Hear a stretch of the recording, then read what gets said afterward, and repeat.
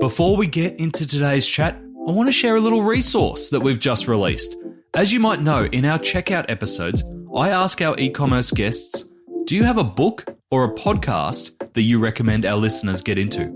Well, I've taken all of those book recommendations, and there's over 100 of them, plus the stories that go behind them, and put them into their own book called The Book Recommendations of E-Commerce Experts.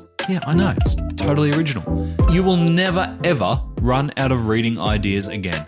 You can download that one now for free over on addtocart.com.au. Welcome to The Checkout. We catch up with previous Add to Cart guests and ask them 5 quick questions to get to know them better and leave you with a little extra inspiration to get through your Friday. Here's your host, Bushy. Today's checkout features Jonathan Day, founder, managing director, and e-commerce strategist at Aligent. Aligent are an Adelaide-based e-commerce agency specialising in e-commerce development, design, and strategy. Established in 2009, they have over 100 team members and develop e-commerce solutions for brands such as Tommy Hilfiger, Kathmandu, Cooper's Brewery, and Mitsubishi.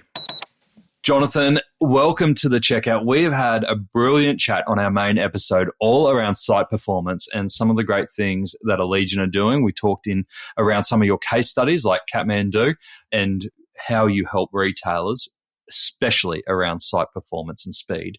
We're here to learn a little bit more about you. Number one, what's the weirdest thing that you've ever bought online?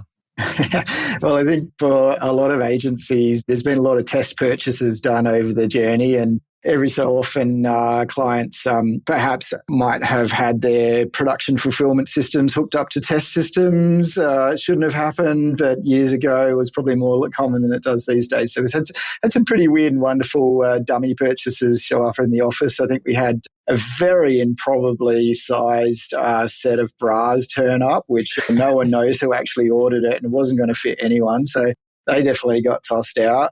We've had some weird and wonderful stuff from one of our favourite clients, Discount Party Supplies. They've got some really cool, funky things on their website. And one of my most memorables was a barbecue, of all things, that actually got shipped. It was a test order in a non-production system, and they shipped a whole barbecue to us. But in terms of personal stuff, I guess the weirdest thing that I've intentionally ordered, and don't judge me for this, please, was a set of lederhosen and long socks. So, what are you doing with that? Come on, story. All right. There's a good reason for it. So, each year I've been privileged, to be honest, to be part of a event with Variety, which is a charity that supports kids that are coming from disadvantage or living with disability, and go on a week forward driving around some of the most beautiful parts of Australia. So amazing. But there's always a dress up, and the theme one year was Alpine. So a client of mine, good mate James Chapman Smith, and I got dressed up in full lederhosen, and that outfit is never coming out again, I'll tell you that. Whatever happens in the desert stays in the desert, right? Exactly. It's all for charity. Yeah. All right. Number 2, who is your favourite retailer? Well, they say you should never have a favourite child. So, clearly one of our clients, should be in this list.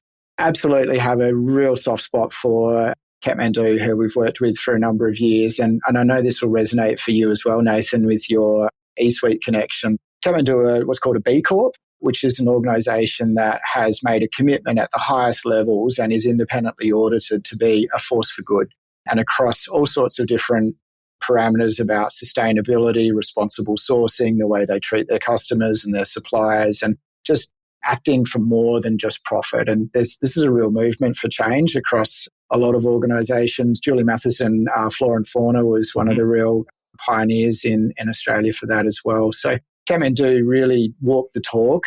For instance, fully biodegradable puffer jackets. Every single element of that item of clothing is biodegradable. So that's one that's close to my heart. I'm wearing a Kathmandu shirt right now. But even more close to my heart is probably another client of ours, Tommy Hilfiger. Again, they do great stuff around diversity and inclusion, including representation of people coming from disadvantaged background. And more than just virtue signalling, a great example of this is that they have a whole range of clothing that they call the adaptive range.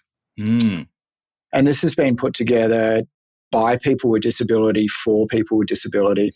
So for people who use wheelchairs or have other disabilities, and, personal note here, my son lives with cerebral palsy and has a number of complex medical needs. And can I tell you that the look on his face when he gets to wear Tommy Hilfiger gear is just incredible, because suddenly he's gone from only being able to wear trackies and sort of, basic stuff to being one of the cool kids because he can wear Tommy.